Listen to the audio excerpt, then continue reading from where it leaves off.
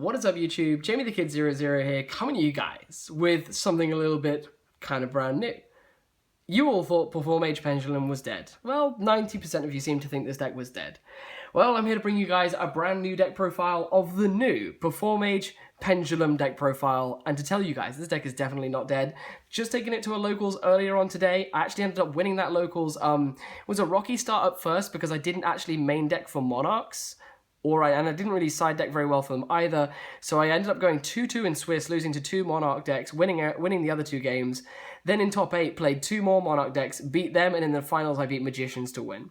So this was the list I played. I've changed one card, which I'll explain when I go through it, but this is the Performage deck profile, sorry, the Performapal deck profile that I've been having a lot of fun with, and let's just kind of jump into it, and we'll talk things through, talk about maybe some changes or improvements that I've been considering, but overall I'm actually really quite happy with this list. First caveat that we need to go into: you don't need to play hand traps. A lot of people are playing Effect Veiler. This deck now needs to play as many consistent cards as possible because it is significantly weaker. There are less one-card plays in this deck, and the traps this deck can play are better than the hand traps it can play.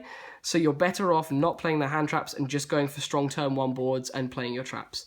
So we're going to start off the list with the 3 Performapal Pendulum Sorcerer. You all know how good Sorcerer is. He's still really, really good in this deck. He shifts gear a little bit. If you haven't already seen your Monkeyboard and your Joker, you'll almost always find yourself searching the Monkeyboard and Joker with this card. But otherwise, he's kind of shifted gear to have his actual Pendulum effect be useful as well, especially for the Monarch matchup, because plussing 1,000 when you've got a Silver Claw in your Pendulum zone as well, it's usually going to make your other sorcerers big enough to kill your opponent's Monarchs when they've got Domain. So that's a really good thing. Otherwise, he's just a search tool for your combo pieces. Helps you get more rank 4s into the extra deck, because this deck really does run out of resources a bit faster than it used to. So the 3 copies of Sorcerer. We're playing now 3 copies of Performapal Secondonkey. You will have seen this in my first deck profile. This card is basically your new Joker.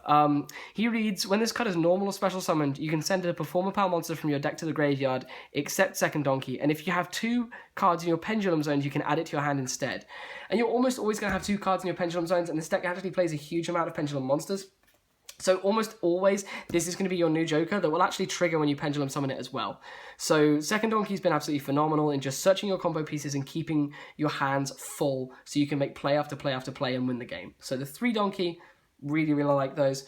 I've gone up to 2 Performapal Silverclaw. We needed to play more Performapal level 4s, especially because of the fact that we've now had Joker go to 1, so our level 4s have cut down, and our Darks have cut down as well. The Silverclaws are in here for 2 reasons. They are a Dark, which is really, really important for making Nightmare, which wins you any kind of Pendulum mirror that you happen to play.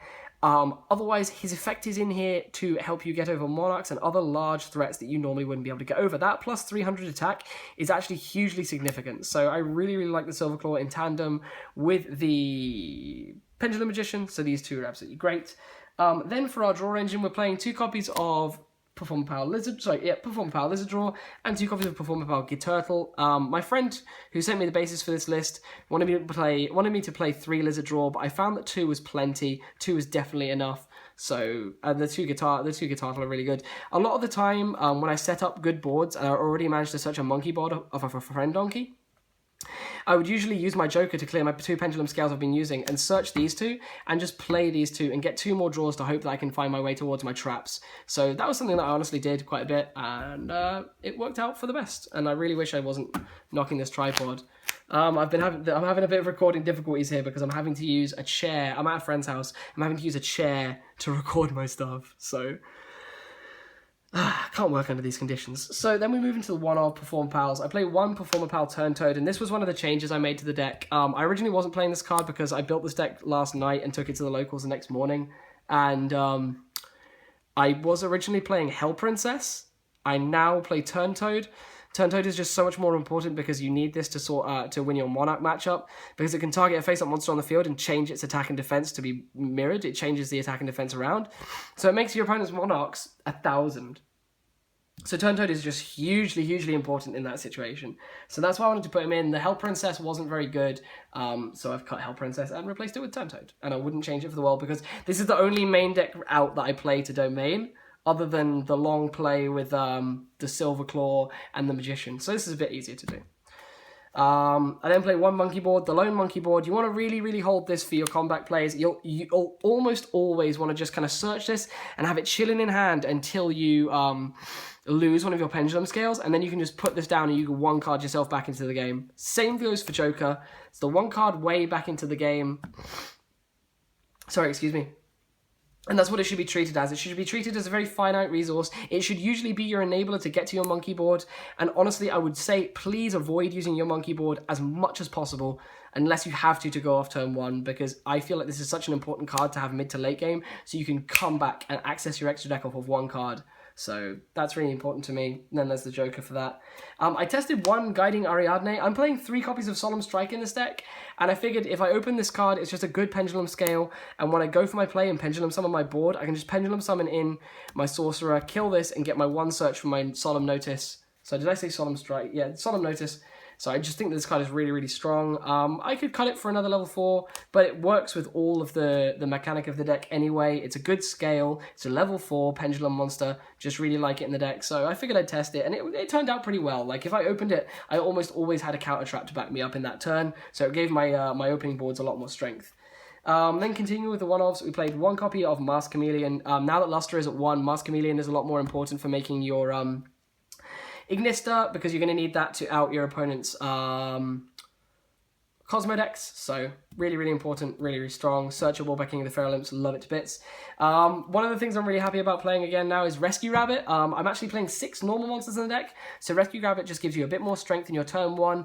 It's the only card in the deck that really will allow you to make 3 rank 4 Xyzes turn 1, and that will usually be like Giant Hand, King of the Feral Imps, Rafflesia, or Nightmare, King of the Feral Imps, Rafflesia. So Rabbit, I just absolutely love to pieces. I'm so happy to be playing him in the deck. Honestly, every time I open this card or see this card, I will win that game. So he's so, so good. Then for the other stuff, I play 1 Luster. Sad to see him at 1, but you guys all know he's still ridiculously good.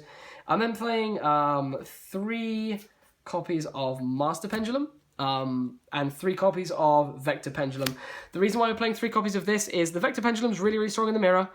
Hugely strong against Magicians. This was incredible today against the 2 Magician decks that I played. And we're playing these to still be able to max out on Draco face-off.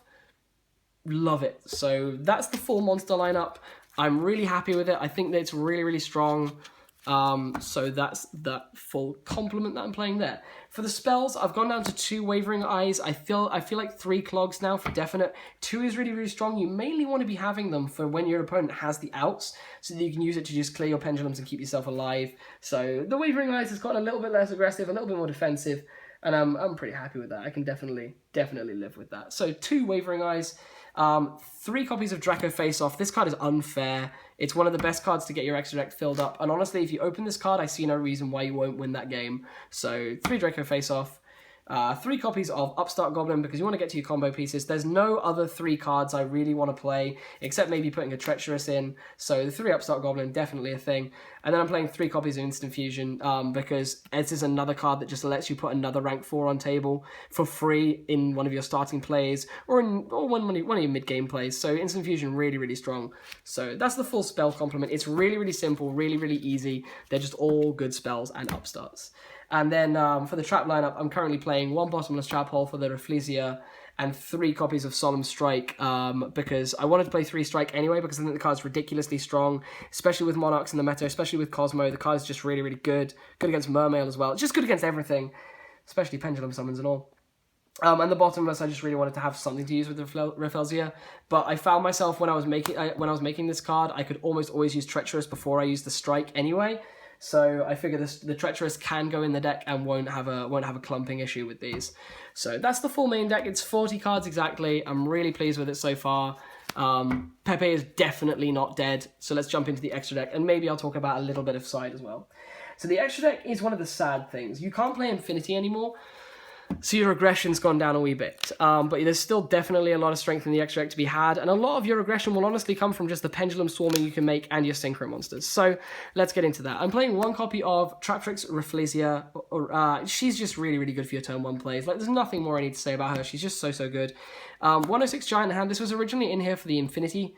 But at the moment, I've just been using it to stun a lot more decks. It's actually been relatively strong against Monarchs when they don't have Stormforth. It's been really good at shutting down Edea, I think her name is.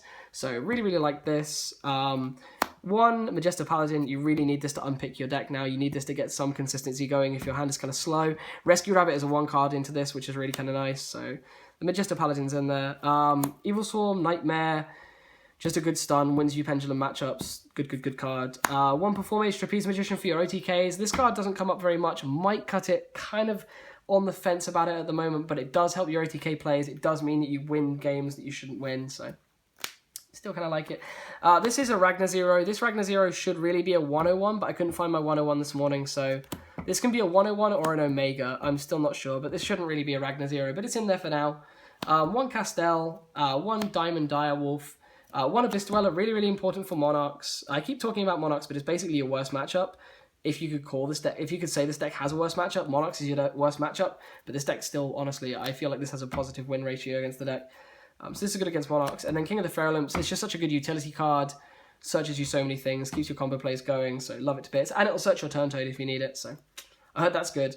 And then for the remainder of the extra, I just play 2 copies of Ignish Prominence. I could probably find myself going to 3. Definitely a card you still make consistently, in my opinion, especially once you've got the Luster on board or the Luster in rotation.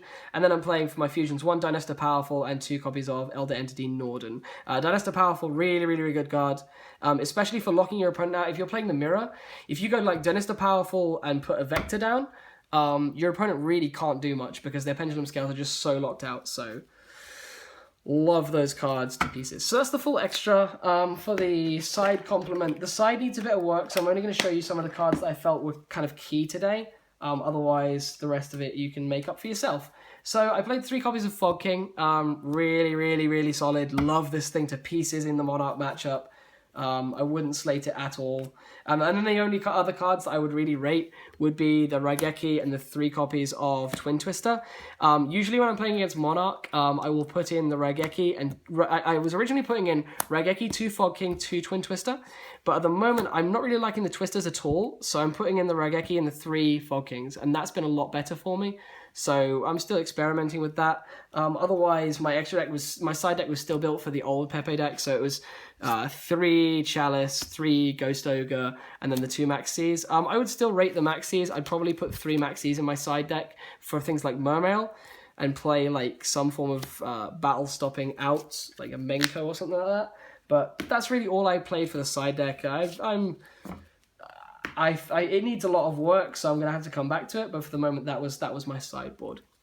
But yeah, guys, that brings me to about the end of this. I hope you've all enjoyed and found this really informative. Pendulum Performage definitely isn't dead, but it's definitely not the insane lockdown deck that it was before. It's definitely not Pseudo Infernity, which makes me really, really happy. You have no idea. But otherwise, yeah, leave me your feedback down in the comment section below. Let me know what you've been doing with Pendulum Performage to get past the emergency ban list. And as always, have yourself a good one. This is Jamie the Kid 00. Leave a like if you enjoyed. Subscribe if you want to see more of the same and you haven't already. Leave me a comment down below if you've got any feedback. And share this with your friends if you want to show them that PePe is indeed not dead. I'll see you guys in the next video. Peace out. Bye-bye.